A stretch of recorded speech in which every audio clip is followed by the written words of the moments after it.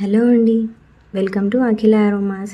ఇక్కడ మనం ఏ హడావిడి లేకుండా సింపుల్గా రవ్వ కేసరిని ఎలా తయారు చేసుకోవాలో చూపిస్తున్నాను. ముందుగా నెయ్యిలో మంచిగా బాదం పలుకులు, జీడిపప్పు పలుకులన్నీ వేయించేసి పెట్టుకోవాలి.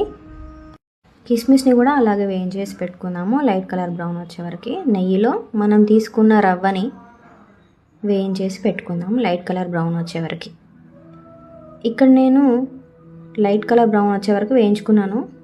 పక్కనే ఇంకో గిన్నెలో గ్లాస్ ఆఫ్ వాటర్ తీసుకొని వేడి చేసి పెట్టుకుందాము. వాటర్ అనేవి హీట్ అయిపోయాయి. లైట్ కలర్ బ్రౌన్ వచ్చేసి తర్వాత ఆ వాటర్ని రవ్వలో వేసి బాగా కలపండి.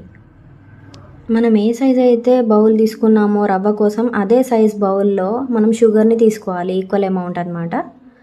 సో బాగా కలపండి. షుగర్ని రవ్వలో మిక్స్ అయ్యే వరకు మనం వేయించి పెట్టుకున్న డ్రై ఫ్రూట్స్ని కూడా కలిపేయండి. ఫుడ్ కలర్ అనేది ఆప్షనల్ అండి, మీరు నాలాగే డైరెక్ట్ వేయకండి.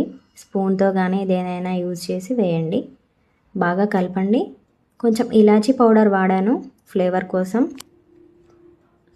సో అంతే అండి, రవ్వ కేసరి తయారైపోయింది.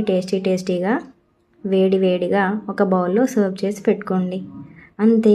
మీరు కూడా ఈ పండుగ సీజన్లో దీన్ని ట్రై చేసి ఎలా ఉందో కామెంట్ చేయండి. Thank you.